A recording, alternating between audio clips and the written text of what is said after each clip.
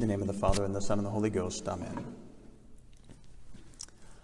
So Camillus de Lellis was born in 1550 Italy and became a great saint of the Church, but he didn't start out that way. He had a bad life in the beginning, much to the consternation of his mother.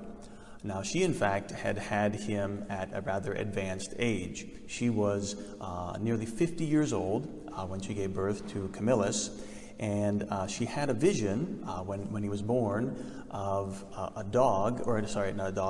young baby with a cross on its breast leading other babies forwards. Right, so that was a vision that she had.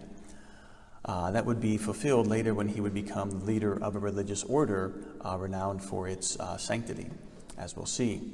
But as I mentioned, in the beginning it was not always so, and he had a bad life. His father had been a soldier and was not around very often. His mother died when he was younger, so he didn't have a very good or solid upbringing. So he himself became a soldier and fell into all the usual vices that soldiers are known for, so not very good. But after one particular engagement, he was wounded in the leg, and his unit was disbanded, and then he had to find something to do. So he went to a Capuchin monastery and began to work there as a laborer. He had lost all of his money gambling, and in addition, he had this wound. He had no money. He didn't have a very good interior life at this point. But one of the monks there took pity on him, and he saw something more. He thought, there's something about this rough soldier that can be fostered. And so he showed him kindness, and that led to kind of a conversion on the part of Camillus, a rather major one, in fact, which he needed. So he petitioned to be admitted to the monastery, and he was.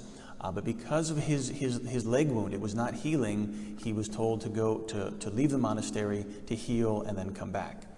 So he did. He returned a second time to the monastery, was again admitted as a novice, but once again, his leg wound was proving to be difficult, not healing. The doctors declared it was incurable, and so they sent him away again.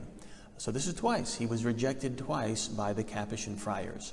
And this shows the importance of perseverance. He did give up. He didn't stop. He didn't think, well, I've been rejected, I don't have a religious vocation. He kept trying. But not there with the friars. He went down to Rome, and he went to a hospital. It was called the Hospital of Incurables. He himself was suffering from that incurable leg wound. So he stayed there, and he began to help. He began to assist the other patients who were there, the sick persons, so much so that rather than being a patient himself, they made him the hospital administrator. So he obviously had a great deal of leadership and capacity that he had learned from his military time, and was just outstanding, not only for his administrative abilities, but for his kindness to the sick, to the poor. He would do all the worst tasks in the hospital, cleaning the beds, cleaning the sores, cleaning things off the floor, all those dirty things people don't like to do. He was the first one to do them. And he found, actually, in consoling people, that he would be better if he could read. He couldn't read at this point. So at the age of 32, he went back to school, and he learned to read, which is very difficult. If anybody knows, like, for an adult, learning to read is very hard. Certainly he was a late start, but he did it. He learned to read. So maybe some hope there for parents who have to teach difficult children. You have a friend in St. Camillus de Lellis. He knows what that's like, the hardness of having to learn at a later age. So he was ordained a priest shortly afterwards and began the foundations of a religious order, which he had them take 4 vows. There's the usual vows of poverty, chastity, and obedience, but he added the 4th vow, that of always tending the sick no matter what. Even of those who are suffering from the plague, even if you were in danger of losing your life, you took a vow in this order always to tend to the sick. And that would be tested, is that there would be a plague that would break out there in Rome shortly afterwards, and those members, they went. Very interesting. So Saint Philip Neri was was his spiritual advisor. So that shows the power of, it was a good people working together and as a team. And St. Philip Neri reported that he would see the members of Camillus' order when they were assisting patients at their bedside. St. Philip Neri said he could see angels whispering into their ears what they were supposed to tell the patients as they were there dying. St. Camillus, for his part, was renowned or reputed to have worked a miracle of multiplying food and also changing water into wine. So definitely a big change from his bad youth.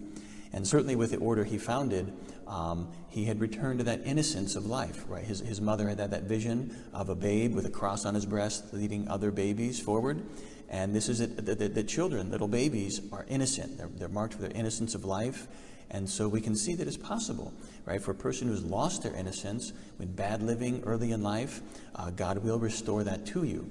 And so we can see Camillus de Lellis did precisely that. Not only did God restore his innocence and made him another Christ, right? That people saw Camillus, they saw Christ, they saw his charity, and Camillus taught others to do so as well. So he finally died in the year 1614 at the age of 65, and he had 5 different incurable diseases he was suffering from all at the same time, and he called them God's mercies. So he was canonized a short time later by the Pope Benedict XIV. So a great lesson for us that we can learn from. It doesn't matter what we have done in the past. All that matters is what am I doing right now? Have I misspent my youth? Have I misspent my life? Have I been horrible? Have I been bad? Oh, there's no way God can forgive me. Don't let yourselves think that, and don't let anybody else think that either.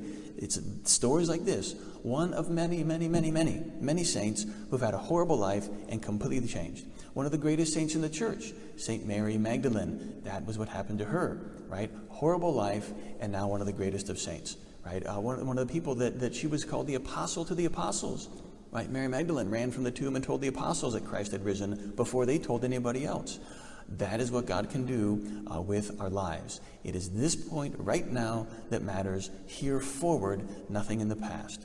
If I've been bad, if I've been good, it doesn't matter. What do I want to do? I want to love Christ right now until the end of my life. If we have that attitude and that disposition on the inside, that is what will spread to others, and that is what will change the world. That's what we're called to do. So St. Camillus de Lellis, pray for us. God bless you all in the name of the Father, and the Son, and the Holy Ghost. Amen.